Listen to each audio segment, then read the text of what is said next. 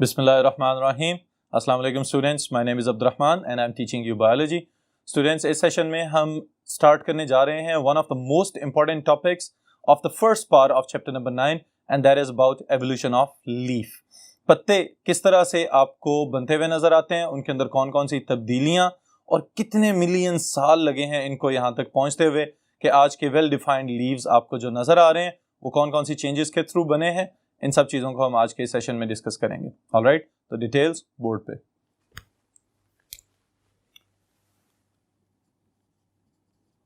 Alright students, the topic is evolution of leaf, पत्ते की Irtika. Alright, अब ये जो टॉपिक हमारा बन रहा है इसी से हमें इस बात का पता चलता है कि इससे पिछले जो पौधे अभी तक हम पढ़ के आए हैं, यानी कि अर्लीस्ट ट्रेकियोफाइट्स और उससे पहले ब्रायोफाइट्स और उससे पहले ग्रीन एल्गी, उन सब के अंदर कहीं भी ट्रू लीव या बड़े या वेल डेवलप्ड पत्ते की तरह का स्ट्रक्चर मौजूद नहीं था. ऑलराइट, इवन के जो मोस्ट रीसेंट आपने सेशन देखा है बिल्कुल इससे पीछे वाला, उसमें क्या मौजूद है कि साइलोप्सिड्स आर द फर्स्ट ट्रेकियोफाइट्स, और उन ट्रेकियोफाइट्स के अंदर भी ना तो ट्रू रूट्स अभी तक डेवलप हो सकी हैं और ना ही उसके साथ ट्रू लीव्स डेवलप हुए हैं. ओके, बल्कि एक अंडरग्राउंड स्टेम डेवलप हुआ है जिसके पास वैस्कुलर टिश्यूज मौजूद हैं और उसके साथ ही साथ उसकी कुछ इरेक्ट ब्रांचेस डेवलप हुई हैं जिनके पास वैस्कुलर टिश्यू मौजूद है and there is solid vascular bundle जिसके दरमियान में पिथ मौजूद नहीं होती. ऑलराइट, तो ये एक दो पॉइंट्स हम लिख लेते हैं, फिर उसके बाद फर्दर डिटेल्स में चलते हैं. Okay, the first thing is early vascular plants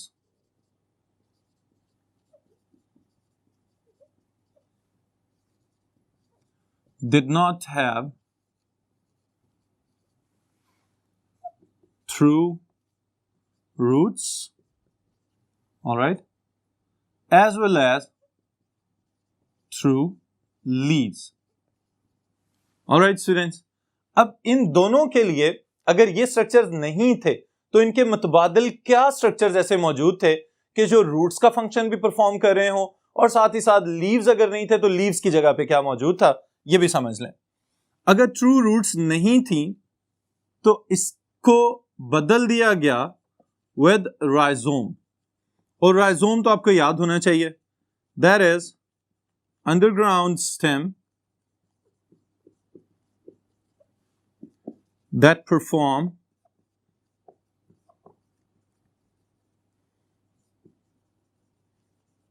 functions of roots. Alright, rhizome वो अंडरग्राउंड स्टेम है जिसके ऊपर राइजोइड्स मौजूद हो सकते हैं और इसका काम क्या है, न्यूट्रिएंट्स और वाटर को एब्जॉर्ब करना और अपर एरियल ब्रांचेस की तरफ भेज देना. ओके, फिर उसके साथ ही साथ जो दूसरा हिस्सा राइजोम के अलावा स्टेम वाला मौजूद है उसको हम बोलते हैं स्टूडेंट्स नेकेड स्टेम. ऑलराइट, अब नेकेड स्टेम से क्या मुराद है कि इसके ऊपर कोई लीफ कवर मौजूद नहीं था. जैसे हमारे इर्द गिर्द हमें हायर प्लांट्स नजर आते हैं, उनके ऊपर बहुत सारे लीव्स हैं राइट लेफ्ट साइड पे और कईयों के जो है वो सर्कुलर सिमेट्री में नजर आ रहे होते हैं, लेकिन यहां पे इन प्लांट्स के अंदर कोई भी लीव्स या लीफ लाइक स्ट्रक्चर्स मौजूद नहीं थे. इस वजह से हम इनको कह रहे हैं they were naked branches. Okay, without leaves. Alright, अब दूसरी तरफ हमने यहां पे लिखा है ट्रू लीव्स भी नहीं थे.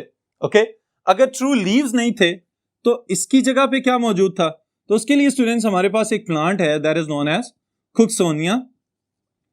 Alright, it is the member of Psilopsida और इसके पास क्या खसूसियत हमें नजर आती है कि इसका जो मेन एक्सेस, जो मेन स्टेम था, उस स्टेम के ऊपर छोटे छोटे स्केल लाइक आउटग्रोथ्स बने हुए नजर आते हैं.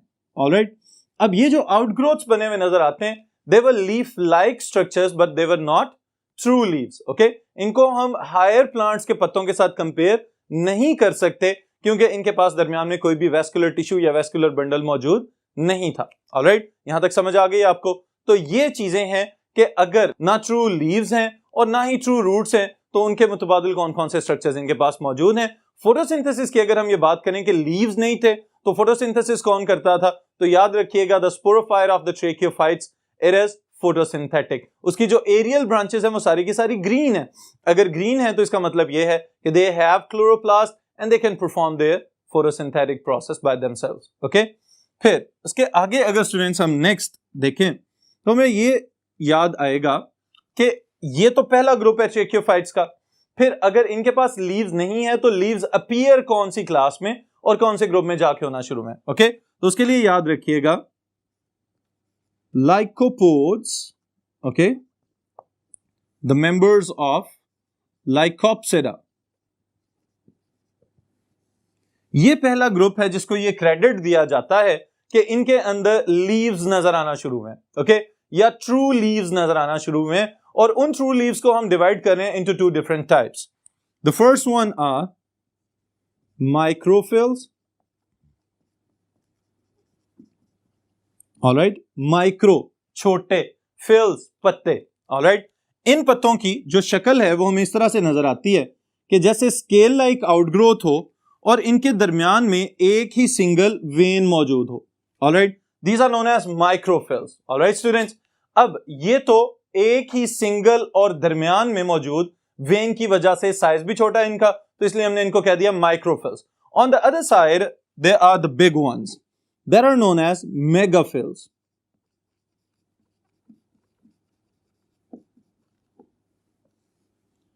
Megaphiles, उसके नाम से अंदाजा हो जाना चाहिए, मेगा बड़े, फिल्स लीव्स। ऑलराइट, तो यहां पे किस तरह के पत्तों की बात हो रही है, there are bigger, ऑलराइट, और इनके पास एक तो सेंट्रल वेन मौजूद है जिसको हम मिडरिब कह सकते हैं, और उसके साथ ही साथ फर्दर ब्रांच लाइक स्ट्रक्चर्स भी अटैच्ड हैं या एसोसिएटेड हैं, जो कि हमें अपने इर्द गिर्द मौजूद हायर प्लांट्स में भी नजर आ सकते हैं। ऑलराइट, तो ये वाला जो स्ट्रक्चर बन रहा है रेटिकुलेट वेनेशन पैटर्न, जिसके अंदर बहुत ज्यादा शाखदार वेन्स नजर आ रही हैं, इसको हम कहेंगे मेगाफिल्स। ओके, इनकी भी फर्दर डिफरेंट टाइप्स हैं। अगर हम फर्न्स में देखें तो वो आपको थोड़े डिफरेंट नजर आएंगे, अगर हम हायर प्लांट्स में देखें तो वहां पे फिर सिंपल और कम्प्लेक्स लीव्स वगैरह में उनको डिवाइड करना पड़ेगा। ऑलराइट, तो ये लीफ लेमिना के लिहाज से और उनके साइज के लिहाज से लाइकोप्सिड्स के अंदर जाके सबसे पहली दफा ये दो मुख्तलिफ इकसाम के पत्ते नजर आए हैं। लेकिन स्टूडेंट्स अब देखें, पहला ग्रुप है हमारे पास Psilopsida, okay, the earliest vascular plants, और उसके बाद हम बात कर रहे हैं लाइकोप्सिड्स या लाइकोपोड्स की। इनके अंदर हमें 7 ही लीव्स नजर आना शुरू हो गए हैं। अब हमारी किताब के सीक्वेंस के लिहाज से तो ये सिर्फ एक सफे का डिफरेंस है, लेकिन एवोल्यूशन की नजर में इससे 15 से 20 मिलियन साल या इससे भी ज्यादा वक्त लगा है कि सिंपल ब्रांच लाइक स्ट्रक्चर्स को कन्वर्ट किया गया into branched, highly branched and then the laminated structures, जिसको हम आज लीफ कह रहे हैं। ऑलराइट, तो इसके लिए चंद हाइपोथेसिस प्रपोज किए गए, उनमें से जो सीक्वेंस हमारी बुक के अंदर जिन चेंजेस का इंक्लूड किया गया है, जो हमारे सिलेबस में शामिल है, उसको हम डिस्कस करते हैं अभी। Okay, this is about the evolutionary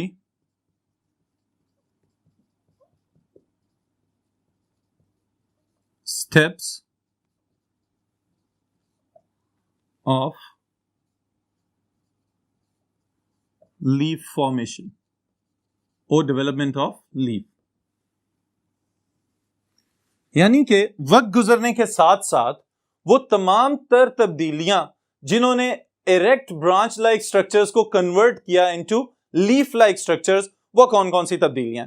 सबसे पहले नंबर पे यहां पे मैं एक वर्ड मेंशन कर रहा हूं स्टूडेंट्स, जो याद रखिएगा कि कुछ साइंसदानों का ख्याल यह है कि इन पौधों में स्टीराइल स्पोरेंजिया बने। Alright, sterile sporangia that were not able to reproduce. Okay, वो स्पोरेंजिया जिनके अंदर स्पोर प्रोडक्शन वाला काम नहीं हो रहा था, वहां से इस प्रोसेस का इनिशिएटिव हुआ, वहां से इसका आगाज हुआ कि पत्ते बनना शुरू हो गए। ओके, फिर इसी तरह चंद और साइंसदानों ने अपने मुख्तलिफ हाइपोथेसिस प्रपोज किए। उन तमाम तर चेंजेस में से एक प्रोसेस को हम यहां पे फॉलो करने जा रहे हैं, जिसका पहला स्टेप स्टूडेंट्स हम मेंशन करेंगे, that is known as isotomous branching.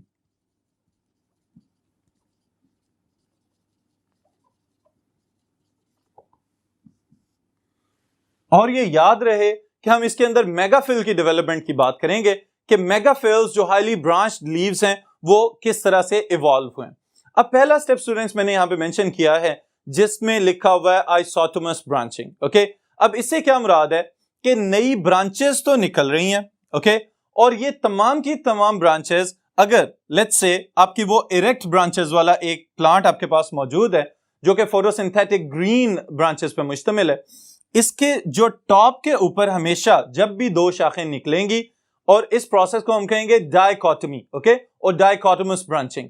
अब ये जो डाइकोटोमस ब्रांचिंग है उसी की फर्दर एक टाइप है आइसोटोमस ब्रांचिंग, कि जब भी शाखें निकलें, दो निकलें और उनका साइज हमेशा सेम हो, ओके, और इवन के अगर दोनों ब्रांचेस डिफरेंट डायरेक्शंस में जा रही हैं तो सेम एंगल्स के ऊपर निकलना और ग्रो करना शुरू करें।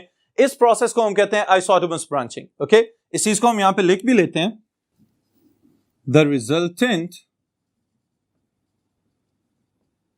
Branches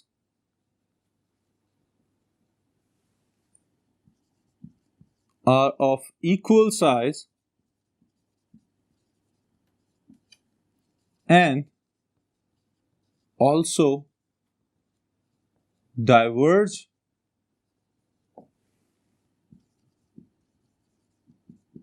at similar angles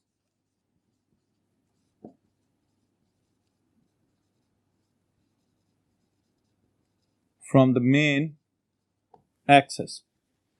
ji students, अब जरा इसको फिर से एक मर्तबा मैं समझा रहा हूं आपके लिए कि हमारे पास मेन एक्सेस क्या होता है, जो मेन स्टेम, जो मेन ब्रांच जमीन से ग्रो करती हुई ऊपर की तरफ आ रही थी। उसके बाद क्या हुआ कि दो ब्रांचेस निकली। अब दो ब्रांचेस निकल रही हैं तो इस पैटर्न को हम कहते हैं डाइकोटोमस ब्रांचिंग पैटर्न। ओके, अब ये जो रिजल्टेंट ब्रांचेस असल में इनको कह रहा है कि जो दो शाखें निकली हैं, अब फर्दर इनके ऊपर जब कभी भी ब्रांचेस निकलना शुरू होंगी तो वो ब्रांचेस हमेशा इक्वल साइज की होंगी, ओके, और साथ ही साथ दोनों के एंगल्स जो हैं वो भी हमेशा एक ही जैसे होंगे, जिसकी वजह से हमने इसको कहा है कि दिस इज आइसोटोमस ब्रांचिंग। ओके, कि ये एक ही जैसी शाखें हमेशा निकलती चली जाएंगी। यूं समझें कि अगर राइट साइड वाली ब्रांच जो है वो ग्रो कर रही है तो लेफ्ट साइड वाली ब्रांच ग्रो करते हुए it will appear to be like its twin branch. Okay, वो बिल्कुल हमेशा जोड़ी की तरह, आइडेंटिकल ट्विन ब्रांचेस की तरह नजर आएंगी आपको। ऑलराइट, लेकिन इसके ऑपोजिट एक और प्रोसेस भी समटाइम्स ऑब्जर्व किया गया, and that is known as anisotomous branching.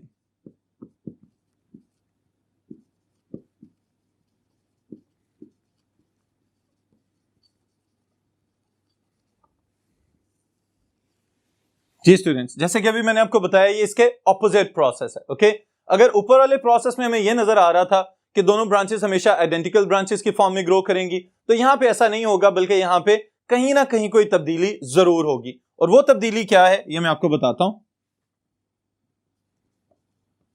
The resultant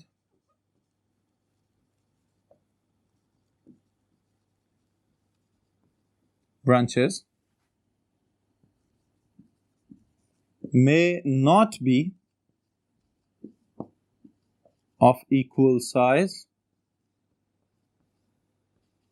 and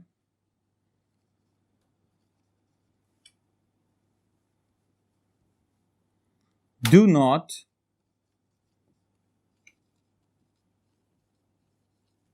diverge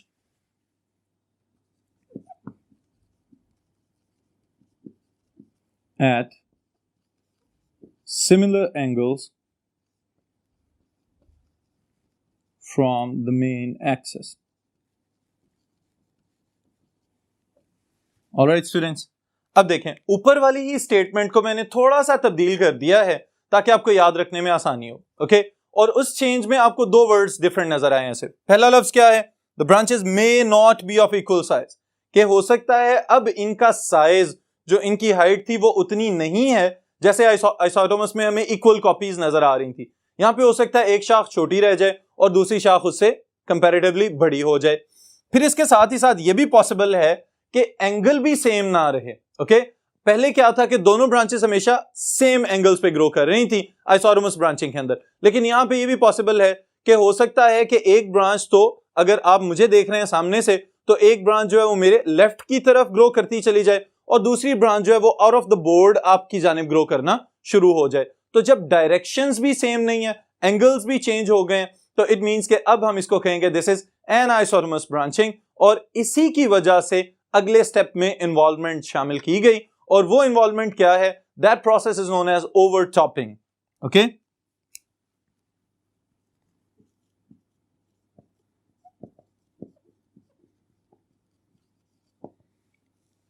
ji students, अब देखें ओवरटॉपिंग वाली जो चीज मैं यहां पे लिख रहा हूं, अब इसके अंदर हम ये शामिल करेंगे कि असल में इसका लफ्जी मतलब है एक दूसरे से सबकत ले जाने की कोशिश करना। ओके, एक दूसरे को बाईपास करना, और एक शाख की ये कोशिश हो कि उसके मेरिस्टेमेटिक सेल्स हमेशा ज्यादा ग्रोथ शो करें, और थोड़ी देर के लिए दूसरी तरफ वाली शाख की ग्रोथ को रोक दिया जाए।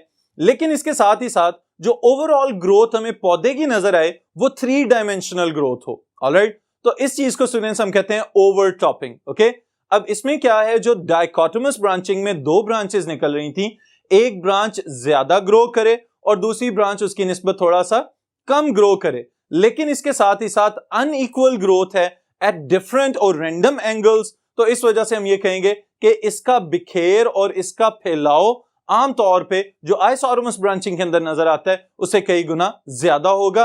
That's why this process is known as overtopping. Alright, इसको अब हम लिख भी लेते हैं।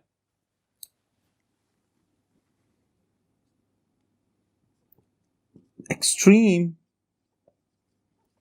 Version of an isotomous branching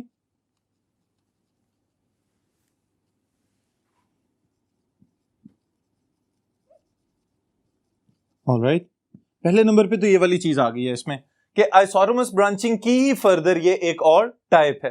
okay, फिर इसके साथ ही स्टूडेंट्स आपके लिए मैं इसको स्प्लिट कर रहा हूं 2 डिफरेंट पॉइंट्स के अंदर। New branches are unequal in size and grow at different angles। और इसकी भी एक्सप्लेनेशन मैं साथ ही यहां पे लिख रहा हूं, जो पॉइंट नंबर 2 लिखा है, one branch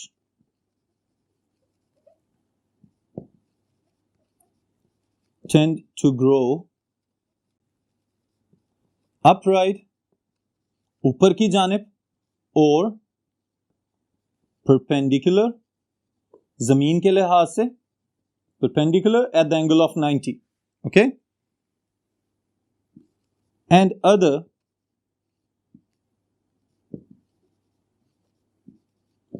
tend to diverge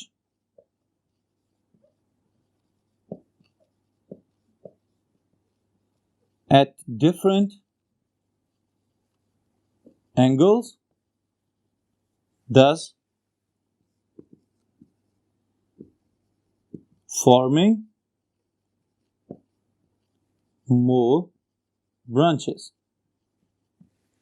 alright students, अब सारे का सारा जो ओवरटॉपिंग का प्रोसेस है उसकी समरी हमने यहां पे मेंशन कर ली है। ओके, कि इस प्रोसेस में क्या होगा कि डाइकोटमी अभी भी बरकरार है, शाखें 2 की सूरत में निकल रही हैं, लेकिन एक ब्रांच उसमें से हमेशा अपराइट या सीधी ग्रोथ शो करेगी, और दूसरी ब्रांच जो है वो इतनी ज्यादा शाखें बना दे कि इर्द गिर्द सारे का सारा एरिया जो है वो ज्यादा से ज्यादा शाखदार होता चला जाए। ऑलराइट, ये है हमारे पास आपकी बुक के अंदर पहला पॉइंट ओवरटॉपिंग। लेकिन याद रहे कि overtopping itself is included in anisotomous branching, और एनाइसोटोमस ब्रांचिंग की जो सिंपलेस्ट टाइप थी that was the isotomous branching, जिसके ऑपोजिट हमें एनाइसोटोमस ब्रांचिंग को पुट करना पड़ा। ऑलराइट, फिर उसके बाद स्टूडेंट्स अगर नेक्स्ट चलें हम, तो अगला स्टेप जो एवोल्यूशन में नजर आता है that is planation.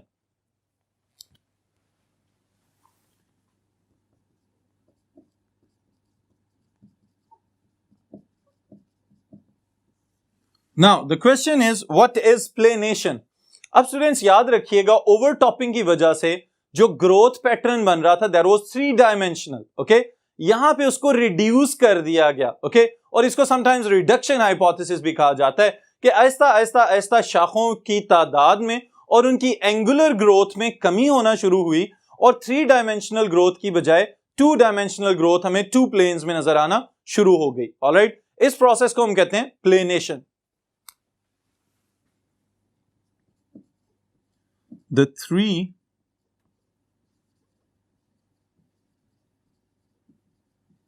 dimensional or plane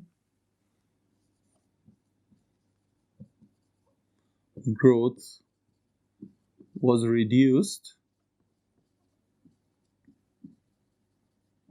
to 2 plane growth. Alright, अब इसमें क्या हो रहा है स्टूडेंट्स, याद रखिएगा कि जो फैलाव था प्लांट्स का वो आहिस्ता आहिस्ता आहिस्ता कम होना शुरू हो गया। ओके, क्योंकि अगर आप गौर करें जो हमें लीव्स जितने भी नजर आ रहे हैं वो ज्यादातर डॉर्सोवेंट्रली कंप्रेस्ड होते हैं, फ्लैट होते हैं बिल्कुल। ओके, अगर उन शाखों का फैलाव उसी तरह से रहता और बहुत ज्यादा बिखरी हुई ब्रांचेस मौजूद होती तो लीव्स जो हैं वो भी बिल्कुल बंद पेटल्स की तरह के, जब पत्तियां बंद होती हैं और वो एक फ्लावर बर्ड आपको नजर आता है कली की फॉर्म में, तो ये भी पॉसिबल था कि सब के सब जितने भी पत्ते बनते उन सब की अपीयरेंस उसी तरह से होती। लेकिन कुदरत ने ऐसा नहीं किया, बल्कि ज्यादा से ज्यादा सरफेस एरिया अवेलेबल बनाना था for the absorption of sunlight. तो इस वजह से प्लेनेशन के स्टेप को अडॉप्ट कर लिया गया और इसके अंदर इस शक्ल में 2 प्लेनर शक्ल के अंदर लीफ की शक्ल को बदल दिया गया। ऑलराइट, ये याद रखिएगा कि जैसे ही 3 डायमेंशनल से 2 डायमेंशनल फ्लैट लीव्स बनना शुरू हुए तो इस वजह से असल में क्या किया जा रहा है, ज्यादा से ज्यादा सरफेस एरिया को अवेलेबल बनाया जा रहा है for the absorption of sunlight as well as the carbon dioxide by the presence of stomata. Alright, फिर इसी चीज को अगर हम फर्दर लेके चलें तो एक और तब्दीली शाखों के बाद, that is known as fusion और webbing.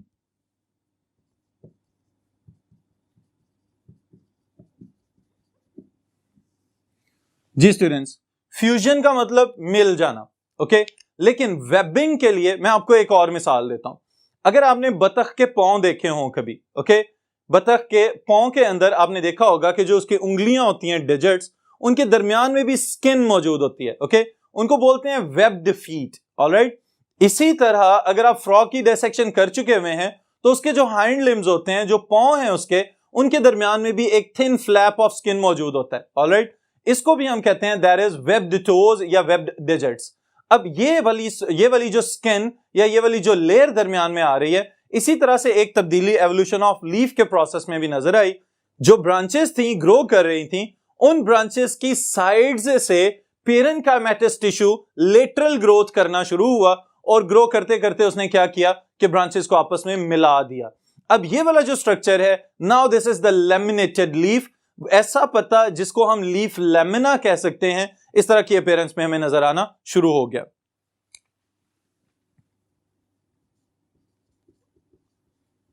Lateral growth of cells from branches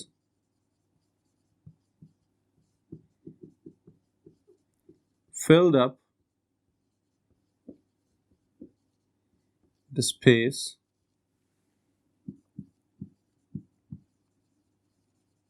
by parenchymatous cells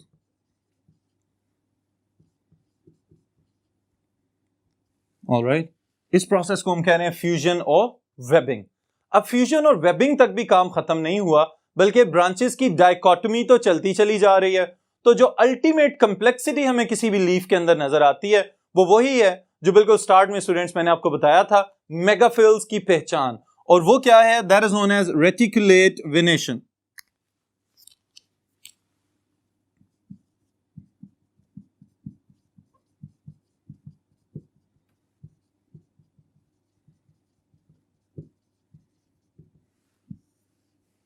All right, now what is reticulate venation?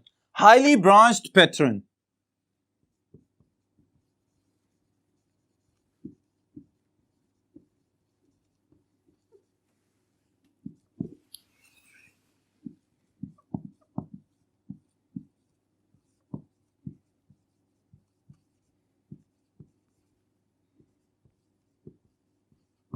highly branched pattern formed by the veins within the leaf lamina. This is known as reticulate venation. Okay, बहुत ज्यादा शाखदार शाखें बनती चली जाएं और वो veins जो हैं वो फूड और न्यूट्रिएंट्स वगैरह को सप्लाई करें। तो इस तरह की ये जो ब्रांचेस या नेटवर्क आपको नजर आता है किसी भी लीफ लैमिना के अंदर, this is known as reticulate venation. Alright students, अब ये पूरा प्रोसेस हमने तो चंद मिनटों में खत्म कर लिया है, लेकिन स्टूडेंट्स इस पूरे प्रोसेस को मिलियंस तक साल लग चुके हुए हैं। उसके लिए एक मल्टीपल चॉइस क्वेश्चन स्टेटमेंट है, इसको भी यहां पे हम मेंशन कर लेते हैं साथ ही। This is evolution of leaf took more than 15 to 20 million years. Alright, इसका मतलब ये है कि इतना ज्यादा वक्त लगा है कि ब्रांच लाइक पैटर्न से लीफ लाइक पैटर्न तक ये वेजिटेटिव स्ट्रक्चर्स तब्दील हो सकें।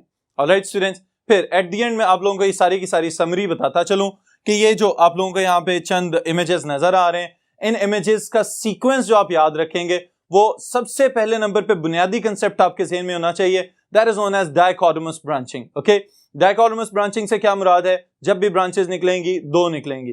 फिर उसकी एक टाइप हमने जो डिस्कस की दैट इज आइसोटोमस ब्रांचिंग। आइसोटोमस ब्रांचिंग में क्या होगा कि शाखें ग्रो तो करें लेकिन इक्वल साइज में सेम एंगल्स के ऊपर ग्रो करें। ऑलराइट, फिर उसके साथ ही साथ जो इसकी ऑपोजिट टाइप हमने देखी, this is known as anisotomous branching, जिसके अंदर ब्रांचेस का साइज और डायरेक्शंस और एंगल्स वेरी कर सकते हैं। उसी की एक टाइप हमने डिस्कस की है, दैट इज नोन एज ओवरटॉपिंग। ओवरटॉपिंग में एक तो मेन एक्सेस की तरह ग्रोथ हमें नजर आती है और दूसरी तरफ जो दूसरी ब्रांच जो छोटी रह जाएगी या पीछे रह जाएगी वो डाइवर्जेंट ब्रांच कहलाती है, वो शाखें बनाने में अपना वक्त गुजारती है। ऑलराइट, फिर इसी तरह क्या किया गया फर्दर, इसमें से ये जो फैलाव है, जो इसका ज्यादा फैल जाने वाला या शाखदार स्ट्रक्चर है, उसको रिड्यूस किया गया ताकि फ्लैट लेमिना वाले लीव्स बनाए जाएं, and that process is known as planation. और प्लेनेशन के बाद स्टूडेंट्स फिर हमें फर्दर ये नजर आता है कि पेरेन्काइमेटस टिश्यूज की ग्रोथ हुई, लेटरल ग्रोथ नजर आई सेल्स की, और फ्लैट लेमिना वाले लीव्स बनना शुरू हो गए ताकि ज्यादा से ज्यादा सरफेस एरिया अवेलेबल हो, ज्यादा से ज्यादा सूरज की रोशनी को जज़ब किया जा सके और प्रोड्यूसर्स बन सकें ये पौधे हमारे पूरे इकोसिस्टम के लिए। ऑलराइट, तो आज की सेशन को यहीं पे खत्म करते हैं, फिर इंशाअल्लाह ताला नेक्स्ट टॉपिक के साथ नेक्स्ट सेशन में मुलाकात होगी।